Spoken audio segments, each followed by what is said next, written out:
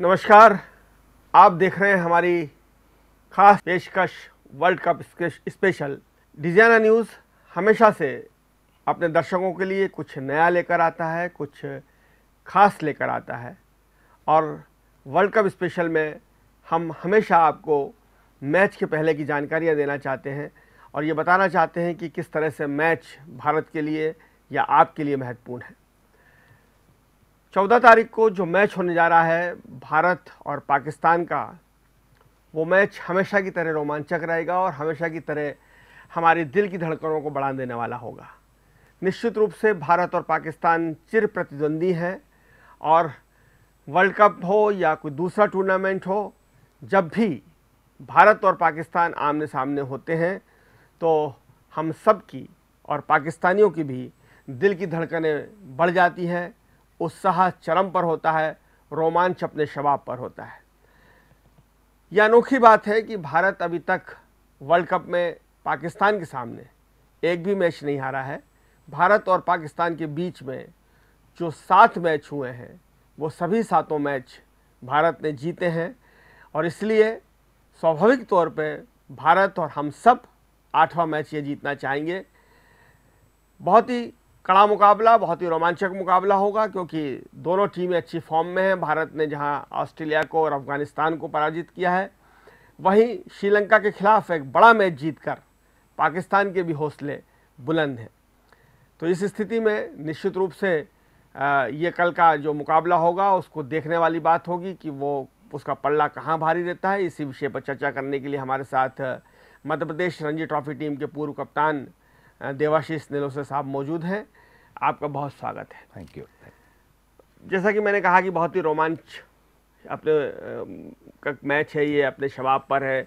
भारत पाकिस्तान चिर प्रतिद्वंदी है, तो आप खुद कितने एक्साइटेड हैं इस मुकाबले को देखने के लिए, इस मुकाबले को सोचकर? स्वाभाविक है प्रतीक भाई, जैसा आपने बोला कि इंडिया में ही नहीं, इंडिया पाकिस्तान का मैच जिस कंट्री में भी होता है उसमें जिस तरह से दर्शक मैच देखने जाते हैं या जिस तरह से उस देश में भी इंडिया और पाकिस्तान के मैच को लेके एक आकर्षण अलग होता है। तो स्वाभाविक तौर पे मतलब भारतीय होने के नाते और खिलाड़ी होने के नाते निश्चित तौर पे एक अलग रोमांच इस मैच का होता है।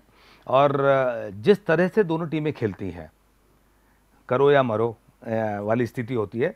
और एक हम अगर खिलाड़ियों की तरफ से देखें तो जिस तरह से वो उस प्रेशर को हैंडल करते हैं, देखिए वो प्रेशर आसान कतई नहीं होता है। उन पर भी रहता है, बहुत ज़्यादा रहता है, उन पे ही रहता है और बहुत ज़्यादा रहता है। और उन पर ही नहीं, हम पर भी रहता है। हम पर भी रहता है, हमको भी ऐसा लगता है अरे ये क्या हो गया। पर जिस तरह से वो खिलाड़ी उस प्रेशर को हैंडल करते हैं, मुझे लगता है कि ये अद्भुत है और ये सीखने वाली बात है। रिकॉर्ड की बात मैंने की, बहुत अच्छा रिकॉर्ड है। 7 वर्ल्ड कप में मैच हुए हैं और 7 के 7 हमने जीते हैं। तो कहीं ना कहीं पाकिस्तान पे प्रेशर थोड़ा ज़्यादा हुआ कि एक बार तो ये सूखा टूटे, एक बार तो ये जो हार का सिलसिला है, और हम तो उसको बड़ा मज़े लेते हैं कि भाई आज तो पाकिस्तान में टीवी फूट गए होंगे, हैं, और क्या हो रहा होगा। और बड़े उसके मीम्स बनते हैं, बड़े उस पर विज्ञापन बनते हैं चुटीले कि बाप तो बाप ही रहेगा।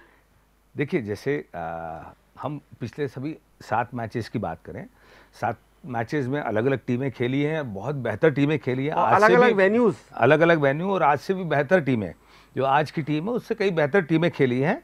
एक मुझे लगता है कि एक अलग सा एक प्रेशर पाकिस्तानी टीम पे जरूर रहता होगा कि इस फेर से कैसे निकले, कैसे तोड़ें घेरे को। और उतना ही एडिशनल एक मॉरल बूस्टिंग इंडिया के लिए रहता है, कॉन्फिडेंस लेवल हाई होता है कि हमने हर जगह, हर वर्ल्ड कप में और हर अलग अलग जगह अलग वेन्यूज़ पे हराया है। तो निश्चित तौर पे वो मनोवैज्ञानिक दबाव पाकिस्तान को रहता ही है कि हम मैच जीतना है, क्योंकि देखिए इंडिया और पाकिस्तान में अगर देखेंगे तो उतना रिएक्ट हम ऐसा नहीं कि हम मैच नहीं हारते पाकिस्तान से, पर जब भी हम मैच हारते हैं तो उतना ओवर रिएक्शन जितना पाकिस्तान में होता है शायद इंडिया में नहीं होता है। इंडिया के दर्शक और खेल प्रेमी उतने समझदार हैं कि हार जीत तो निश्चित तौर पे लगी रहती है, कोई हारेगा कोई जीतेगा। वहाँ तो खिलाड़ियों के घर पे प्रदर्शन होना, पथराव होना। जी, तो हमेशा भाई खिलाड़ी है, खिलाड़ी वहाँ खेल रहा है, लेकिन वो अपने परिवार के लिए, अपने लोगों के लिए निश्चित तौर पे चिंतित रहता ही होगा कि अगर मुझसे कुछ गलती हो जाती है तो उसका भुगतान या मेरे परिवार को वो भुगतना पड़ेगा। तो ऐसे में दोनों टीमों के प्लेयर्स हैं जो एक अतिरिक्त दबाव के साथ खेलते हैं। नीलोशे जी, एशिया कप में भारत ने 2 मैच पाकिस्तान के खिलाफ खेले। एक मैच में जरूर, पहले मैच में पाकिस्तान का थोड़ा सा पल्ला भारी दिखाई दे रहा था, लेकिन दूसरे मैच में तो हमने उन्हें बहुत आसानी से हराया। तो इसका भी हमको एडवांटेज मिलेगा इस वर्ल्ड कप में, क्योंकि अभी हमने पिछले महीने ही उनको हराया है। डेफिनेटली प्रतीक भाई, ये जो एशिया कप वाला मैच है वो, प्लस जो हमारा ऑस्ट्रेलिया टूर, ये दोनों सीरीज और दोनों ऐसे जो मैचेस हमको मिले जहां हम अपने आप को परख पा रहे हैं, जहां पे हम उसके पहले तक अगर आप देखेंगे तो हमने जैसे पहले भी बात की कि बैटिंग लाइन को लेके थोड़ा सा एक अनिश्चितता बनी हुई थी कि 4 नंबर, जैसे आपने भी बोला था कि 4 नंबर बहुत इंपॉर्टेंट है, तो कौन आएगा। तो मिडिल ऑर्डर की एक हमारे लिए एक समस्या जो थी, जो जिससे निदान हम नहीं पा रहे थे। लेकिन ये दो जो सीरीज़ थी, मुझे लगता है कि ये दोनों सीरीज़ भारत के लिए ही थी, जहाँ पे इंडियन टीम को एक एडिशनल एडवांटेज मिला और हम अपनी बैटिंग लाइन को पुख्ता कर पाए, हम अपनी बॉलिंग लाइन को परख पाए। तो मुझे लगता है कि एशिया कप का ही नहीं, अगर ऑस्ट्रेलिया टूर को भी देखेंगे तो उसका भी बेनिफिट भारतीय टीम को और ये मिलेगा। 2 मैच जो हमने खेले हैं वर्ल्ड कप में, एक मैच जो हमने ऑस्ट्रेलिया को हराया, हालांकि उसमें हमारा टॉप ऑर्डर फेल हो गया था, पहले 3 बल्लेबाज, लेकिन उस फेल 3 बल्लेबाजों ने अफगानिस्तान के खिलाफ अपने आप में अच्छे रंग में दिखाई दिए। तो हमारे बैट्समैन फॉर्म में हैं, और ये 2 मैच हमने जीते, खासकर ऑस्ट्रेलिया वाला मैच जीता है, तो इसका भी हमें एडवांटेज मिलेगा। बिल्कुल बिल्कुल, जिस तरह से जो हम बात कर रहे थे कि बैटिंग की डेप्थ की बात कर रहे थे, पहले 2 विकेट जल्दी गिरने के बाद, 3 विकेट जल्दी, 3 विकेट गिरने के बाद कोई अतिरिक्त दबाव सा भारतीय टीम में नहीं देखने को मिला हमको। दोनों ने, हालांकि केएल राहुल और विराट कोहली, विराट तो विराट व्यक्तित्व है, तो कोई संदेह नहीं है, लेकिन जिस तरह से केएल राहुल ने अपने प्रदर्शन को और जिस तरह से दोनों ने वो पार्टनरशिप बिल्ड की, मुझे नहीं लगता कि हमने पूरा मैच देखा है कहीं भी कोई शिकन या कोई परेशानी उनको दिखी। वो अपना नैसर्गिक खेल खेलते रहे। हालांकि पाकिस्तान ने भी श्रीलंका को एक बड़े मैच में हराया, 2 सेंचुरी मारी उनके बैट्समैनों ने भी, और खासतौर रिजवान ने बहुत ही जोरदार उम्दा पारी खेली। तो वो भी एक बड़ा मैच जीतने का कहीं ना कहीं आत्मविश्वास पाकिस्तान का, जी बिल्कुल, बड़ा होगा, बहुत बड़ा होगा। और मुझे अगर पर्सनली आप पूछेंगे तो मुझे Mohammad Rizwan as a cricketer बहुत पसंद है। जिस तरह से वो बैटिंग करते हैं, जिस तरह से कीपिंग करते हैं, जिस तरह से टीम को मोटिवेट करते हैं, मुझे लगता है कि बाबर नो डाउट बड़े बल्लेबाज हैं, लेकिन हम मोहम्मद रिजवान को भी कम नहीं आंक सकते। और ऐसी परिस्थितियों में हमेशा उनको बहुत अच्छा प्रदर्शन करते हुए हमने देखा है। जो बाएं हाथ के तेज गेंदबाज हैं शाहीन अफरीदी, वो एक चिंता का विषय हमारे लिए हमेशा से रहे हैं। और अभी आपने ऑस्ट्रेलिया वाले उसमें भी देखा कि हमने जो बाएं हाथ के गेंदबाज थे, उनके सामने हमारी शुरुआती बल्लेबाज, चाहे वो ईशान किशन हो, रोहित हो, थोड़े से लड़खड़ाए। तो ये क्या, और शाहीन अफरीदी ने हमको पिछली बार भी बड़ा झटका दिया था। तो हमको शाहीन अफरीदी के 5 ओवर खेलने के लिए, शुरुआती जो 4-5 ओवर का वो स्पेल डालेंगे, उसमें हमें क्या रणनीति अपनानी चाहिए? मुझे लगता है कि बहुत ज़्यादा प्रेशर नहीं लेना चाहिए। देखिए, गेंदबाज को नाम से नहीं खेला जाता है, जो जिस तरह से वो गेंद कर रहा है, गेंद को देखिए, आप गेंद को खेलिए। मुझे लगता है कि शाहीन अफरीदी होता है, उस तरह से शाहीन अफरीदी का प्रेशर हम बना लेते हैं। अगर वो बहुत अतिरिक्त सम्मान भी किसी को नहीं देना चाहिए, जो सम्मान की मतलब अगर वो बहुत अच्छा कर रहे हैं, जी जी, बाकी अगर कमजोर आया तो तलाक से दीजिए। जी, तो मुझे लगता है कि जैसे हमने भी देखा, मेरिट पर खेलिए, मेरिट पे खेलिए। हम बहुत ज़्यादा प्रेशर उसका शाहीन अफरीदी का हम लेके, पिछले मैच में भी आप देखेंगे तो तीनों बल्लेबाज एक्स्ट्रा कॉशियस होके खेले, लेकिन वहीं पे ईशान किशन और हार्दिक पांड्या ने जिस तरह से बैटिंग की, और उसके नेक्स्ट मैच में हमने उस तरह से काउंटर किया। शाहीन अफरीदी को पहले ही ओवर में छक्का मार दिया था। तो मुझे लगता है कि हम अपना नैसर्गिक खेल खेलें, प्रेशर वाली बात ही नहीं होना चाहिए। ऐसा तो नहीं कि अफरीदी मतलब कोई बहुत अलग कहीं किसी दुनिया से आए हैं और हम खेल अनप्लेएबल हैं, ये भी नहीं है। तो मुझे लगता है कि उस नाम से ज़्यादा हम उसकी गेंद को सम्मान दें। अगर खराब है तो उसको पनिश करें, अच्छा है तो उसका रिस्पेक्ट करें, एक्स्ट्रा प्रेशर नहीं होना चाहिए। शाहीन अफरीदी भारत के लिए हमेशा से चुनौती रहे हैं, हमेशा से खतरनाक रहे हैं, खतरा बनते रहे हैं। तो शाहीन अफरीदी जो है वो निश्चित रूप से, अगर हमने शाहिद अफरीदी पर काबू पा लिया तो हमको बहुत बड़ा एडवांटेज मिल सकता है। और भारत के बल्लेबाजों की, खासकर रोहित जो है वो शाहीन के खिलाफ दबे दबे से रहते हैं, मुझे ऐसा लगता है। जी बिल्कुल सही है। हम पिछले कई मैचेस में हमने देखा है, और वहीं कोई दूसरा मैच आता है तो रोहित को हम अलग तरह से पाते हैं।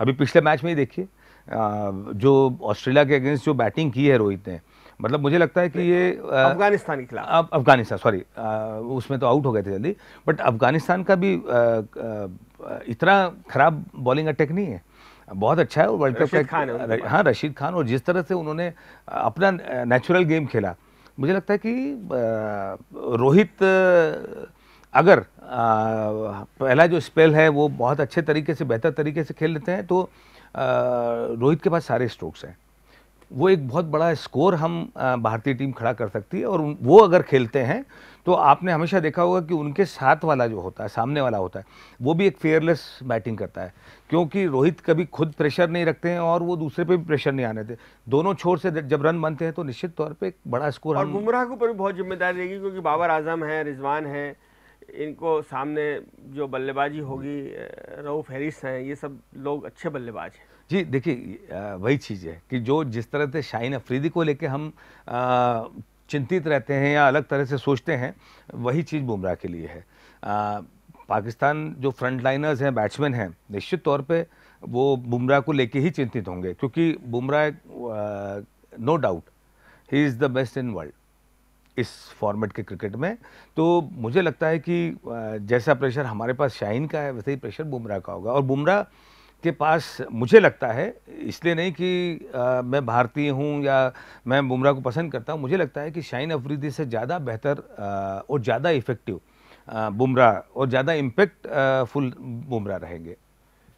सिराज अभी 2 मैचों में वैसा खेल नहीं दिखा पाए जैसा कि वो उन्होंने श्रीलंका में दिखाया था या एशिया कप में इस तरह से दिखा रहे थे। तो मुझे लगता है कि सिराज को भी कल के मैच में लय पकड़नी पड़ेगी।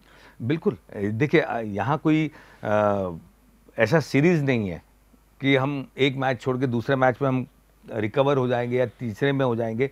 यहाँ हर मैच बहुत इंपॉर्टेंट है, तो हमको मैच दर मैच, तो वर्ल्ड कप है, निश्चित तौर पे आपसे ज़्यादा अपेक्षाएं, ज़्यादा उम्मीद की जाती हैं। और सिराज मुझे लगता है कि बहुत जल्दी लय पकड़ेंगे, क्योंकि एक आध मैच होता है। अगर हम लंबा उठा के देखें तो 2 सीरीज़ बहुत अच्छा बॉलिंग किया उन्होंने, एक मैच ड्यू था जो हो गया। अब अगले मैच से हम सब चाहेंगे और खुद सिराज भी चाहेंगे कि वो रिदम में आ जाए।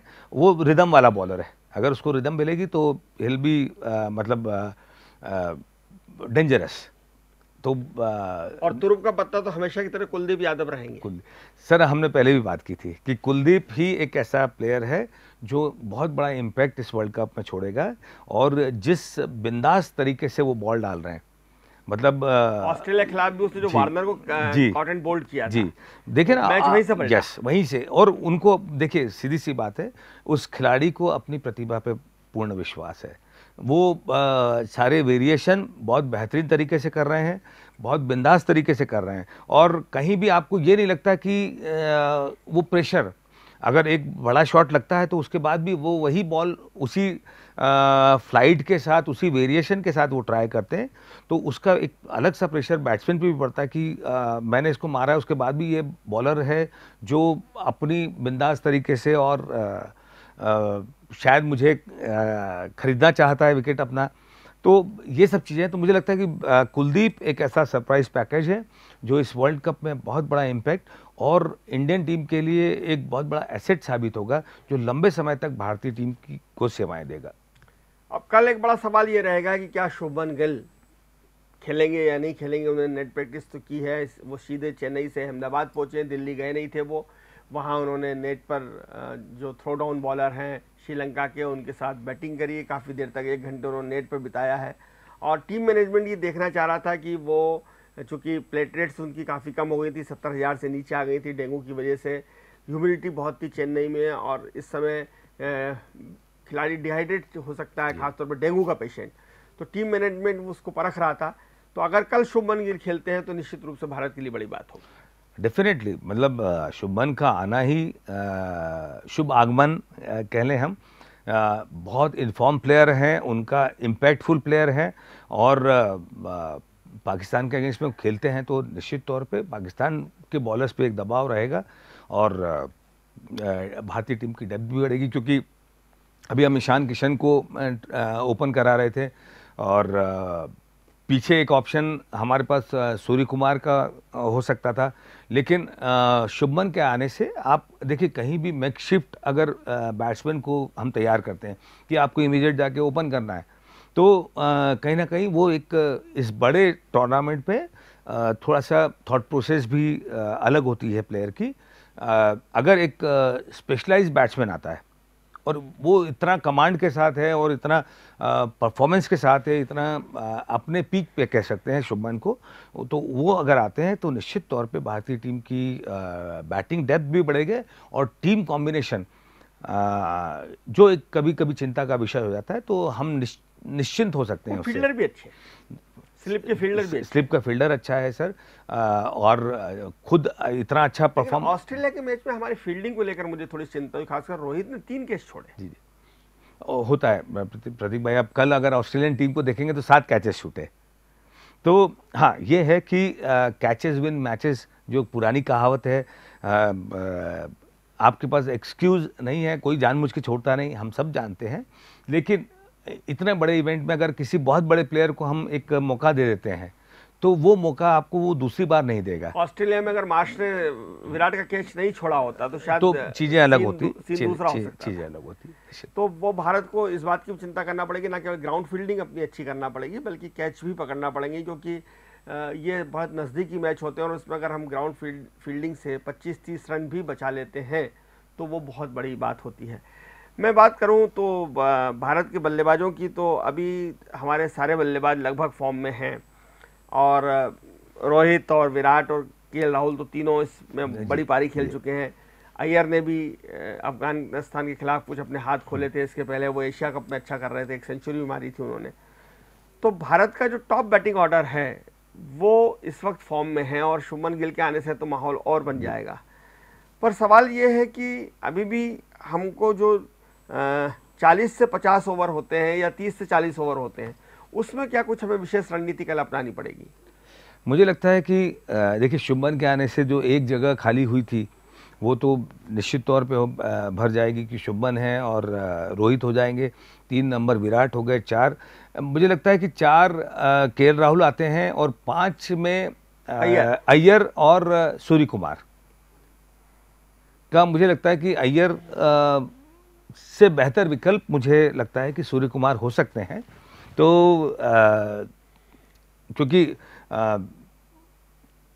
ठीक है, अफगानिस्तान के अगेंस्ट में आपने रन किए हैं, लेकिन मुझे लगता है कहीं ना कहीं कि इस जगह के लिए शायद सूर्य कुमार ज़्यादा बेहतर विकल्प हो सकते हैं। लेकिन अब टीम मैनेजमेंट उस समय उस सिचुएशन को, सर्कमस्टांसेस को क्या देख के सोचता है, क्या लेता है, वो उनका वो है। पर मुझे लगता है कि अय्यर की जगह सूर्य कुमार यादव को एक मौका देना चाहिए। और 40 से 50 ओवरों में फिर जो आपकी होती है 30 से 40 ओवर में फिर आपकी रन रेट भी बढ़ जाती है, और फिर आपको सूर्य कुमार के मिलने से थोड़ा सा धमाका भी हो जाता है। जी, वो 10 ओवर को वो बहुत बेहतर तरीके से यूटिलाइज कर सकते हैं।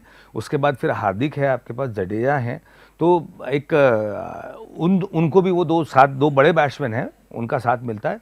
और वो 10 ओवर में सूर्य कुमार के पास, हम जैसे कहते हैं कि 360 डिग्री में सारा क्रिकेट खेल सकते हैं, वो सारे शॉट्स लगा सकते हैं, तो वो 10 ओवर में बेहतर विकल्प हो सकते हैं अय्यर के उस पर। अब फिर वही सवाल आएगा कि 8वें नंबर पे अश्विन को खिलाएं कि शार्दुल को खिलाएं। अफगानिस्तान के खिलाफ शार्दुल को खिलाया था, और ऑस्ट्रेलिया के खिलाफ अश्विन खेले थे। अश्विन ने बहुत अच्छी गेंदबाजी की थी, और एक तरह से बांध दिया था अश्विन और जडेजा ने, कुलदीप ने, इन बैट्समैन को। तो अब पाकिस्तान के खिलाफ अश्विन या शार्दुल? देखिए, विकेट की स्थिति सबसे इम्पॉर्टेंट है कि कल का विकेट कैसा रहता है। मुझे फिर भी लगता है कि अश्विन बेहतर विकल्प हो सकते हैं शार्दुल की जगह, क्योंकि कहीं ना कहीं अब T20 तो नहीं है, 50 ओवर्स का मैच है, तो बॉल टर्न भी लेगा, क्योंकि शायद विकेट भी ऐसा हो कि जहाँ पे थोड़ा सा टर्न हो तो मुझे लगता है कि अश्विन एक बेहतर विकल्प हो सकते हैं। लेकिन आज हम सुबह देख रहा था मैं कुछ टीवी चैनल्स पे, तो विकेट पे मुझे घास दिखाई दे रही थी। नहीं, अगर वही मैंने कहा कि वो सिचुएशन सर्कमस्टांसेस विकेट की सिचुएशन, मतलब वो क्या है, अगर ग्रास है तो निश्चित तौर पे शार्दुल को ही खेलना चाहिए, बट अगर ग्रास नहीं होती है और कहीं थोड़ा सा हल्का ड्राइनेस होती है तो अश्विन उससे बेहतर विकल्प है आपके पास। पाकिस्तान की अगर हम बात करें तो पाकिस्तान का हमने एशिया कप में भी देखा, और हम हमेशा देखते हैं कि पाकिस्तान की टीम बहुत अच्छी है, लेकिन कई बार वो प्रेशर में आकर, दबाव में आकर बिखर जाती है, बहुत जल्दी से वो कोलैप्स हो जाती है। तो हमें पाकिस्तान पर दबाव बनाने के लिए, खासकर उनकी बल्लेबाजी पर दबाव बनाने के लिए शुरुआती विकेट झटकने की रणनीति बनानी होगी। अगर हम शुरू के पहले 10 ओवर में 2 विकेट निकाल पाते हैं तो हमारा पल्ला भारी हो सकता है। बिल्कुल, देखिए यही रणनीति होती भी है और होना भी चाहिए कि आप अगर इनिशियल विकेट्स लेते हो तो सामने वाली टीम बैकफुट पे आती है, क्योंकि आपको ये डिसाइड करना मुश्किल होता है कि हम अपना गेम खेल के उस रन रेट को मेंटेन करें या हम इनिशियल जो सेटबैक हुआ है उससे ओवरकम करने की कोशिश करें, एक पार्टनरशिप बिल्ड करें और फिर एक्सेलरेट करें, जब मौका आएगा तब एक्सेलरेट करते हैं। तो बेहतर यही है कि हम अगर बहुत जल्दी विकेट पाते हैं तो हम सामने वाली टीम को बैकफुट पे ला सकते हैं।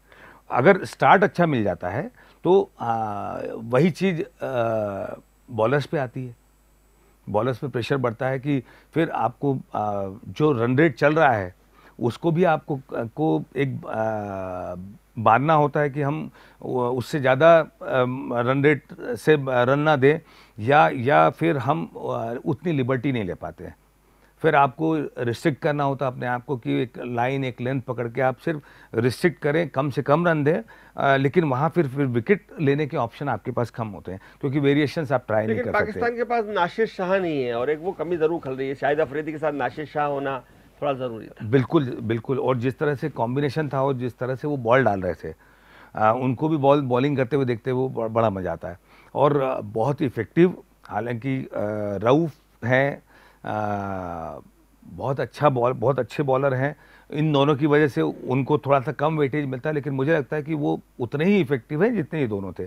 हाँ, पर एक शाह के नहीं होने से कहीं ना कहीं थोड़ा सा एडवांटेज तो भारतीय टीम को देखा जाए तो हमारा बॉलिंग एडवांटेज बहुत अच्छा है। बॉलिंग जो कॉम्बिनेशन हमारा बहुत अच्छा है। शादाब खान की तुलना में कुलदीप ज़्यादा भारी पड़ते हैं। तो अब जो पूरा दारोमदार है पाकिस्तानी गेंदबाजी का, वो देखा जाए तो वो हैरिस के पास और शाहिद अफरीदी दोनों हैं। तो अगर ये दोनों खतरनाक को हम थोड़ा संभल कर खेल लें तो बाजी पकड़ी जैसे हमने बात की थी, जंपा की आपने बात की थी, तो भारतीय बैट्समैन को उतना स्पिनर्स में परेशानी नहीं होती है। तो लेकिन हाँ, नवाज और शादाब और जो 3 इनके फास्ट बॉलर्स हैं, शाहीन अफरीदी, रऊफ और हसन अली सीनियर प्रो हैं, काफ़ी समय से खेल रहे हैं। तो मुझे लगता है उनके बारे में शोएब अख्तर ने कहा कि वो तो तेज गेंदबाजी कर ही नहीं पा रहा है अभी ढंग से, उसको टीम में क्यों लिया। देखिए ये तो हम निश्चित तौर पे अगर सिलेक्शन कमेटी के चेयरमैन इंजमाम उल हक हैं तो मुझे नहीं लगता कि उन्होंने उस पे तो नहीं ले लिया होगा कि वो बॉल नहीं डाल रहे हैं। अचानक लिया उसको क्योंकि वो घायल हो गए तो उसको लिया गया। तो उन्होंने कहा कि वो हैंडल नहीं कर पा रहा। यही होता है कि देखिए सब एक टीम मैनेजमेंट ये सोचता है कि या सिलेक्टर्स ने ये सोचा होगा कि एकदम से किसी नए को भेजने से कोई अगर एक्सपीरियंस प्लेयर जाता है और वो अगर स्ट्रेंथ बढ़ाता है बॉलिंग की तो हो सकता है शायद उनके दिमाग में ये होगा। ये भी खबर है पाकिस्तान के लिए कि इंजमाल हक जो सिलेक्टर हैं वो दखल दे रहे हैं टीम सिलेक्शन में, रणनीति बनाने में, प्रैक्टिस में भी वो साथ में रहते हैं, कोचिंग करते वक्त भी वो प्रैक्टिस में भी सलाह देते हैं और वो जो प्लेइंग 11 होती है उसमें भी उनका दखल है। देखिए यहाँ पे बिल्कुल मैं आपकी बात से सहमत हूँ कि मैंने भी रणजी ट्रॉफी टीम की कप्तानी की है, मैं कोच भी रहा हूँ। मुझे लगता है कि एक लिमिट होना चाहिए, सब अब अपने अपनी हद के दायरे में सबको काम करना चाहिए। मैं अगर कोच हूँ तो मुझे वो लिबर्टी मिलना चाहिए कि कौन से कोच और 11 कप्तान की जिम्मेदारी को 11 जी, खिलाएं। कौन से 11 खिलाने, क्योंकि सरकमस्टांसेस हैं, उस परिस्थितियां कैसी हैं उस समय की, टीम कॉम्बिनेशन क्या बन पा रहा है, और मुझे किस पे ज़्यादा भरोसा है। तो मुझे लगता है कि उतनी लिबर्टी एक कप्तान और कोच को बिल्कुल मिलना चाहिए। देखिए इंजमाम अगर पाकिस्तान के नज़रिए से देखें तो बहुत बड़े प्लेयर हैं, पाकिस्तान के बहुत बड़े प्लेयर हैं। निश्चित तौर पे उनका एक सम्मान है जो सम्मान की वजह से भी नहीं बोल पाते होंगे। बाबर उनसे बहुत छोटे हैं, पर मुझे लगता है कि उतना सेंसिबल इंजमाम को होना चाहिए, और कम इंटरफेरेंस करेंगे तो उतनी लिबर्टी दोनों कप्तान एवं कोच को मिलेगी। तो बहरहाल एक ज़बरदस्त मुकाबले का हमको इंतज़ार है। जो मैं तो हमेशा से कहता हूँ कि भारत पाकिस्तान का जो मैच होता है वो मैच नहीं, एक तरह की जंग होती है, एक तरह का युद्ध होता है। और हम भी कल बेसब्री से इस मुकाबले का इंतज़ार कर रहे हैं कि कब दोनों टीमें आमने सामने हों। और हर गेंद हमारी धड़कनें बढ़ाती हैं, चाहे वो पाकिस्तान के लोग हों चाहे वो भारत के लोग हों। और उम्मीद करते हैं कि भारत अपने जीत का जो रिकॉर्ड है वो बरकरार रखेगा।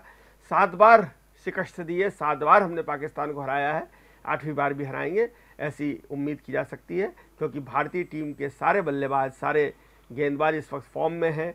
बहुत ज़बरदस्त गेंदबाजी की थी ऑस्ट्रेलिया के खिलाफ जडेजा, कुलदीप और अश्विन ने, और उतनी ही अच्छी बल्लेबाजी की है विराट कोहली, केएल राहुल, रोहित शर्मा ने। तो निश्चित रूप से हमारा पल्ला फिलहाल भारी दिखाई दे रहा है। हालांकि आखिरी फैसला तो मैदान में ही होता है, और हम भी कल उम्मीद करते हैं कि भारत एक बार फिर से 8वीं बार जीत का सेहरा बांधेगा। देखते रहिए डिजाइनर न्यूज़, खबरों का सिलसिला जारी रहेगा। नमस्कार।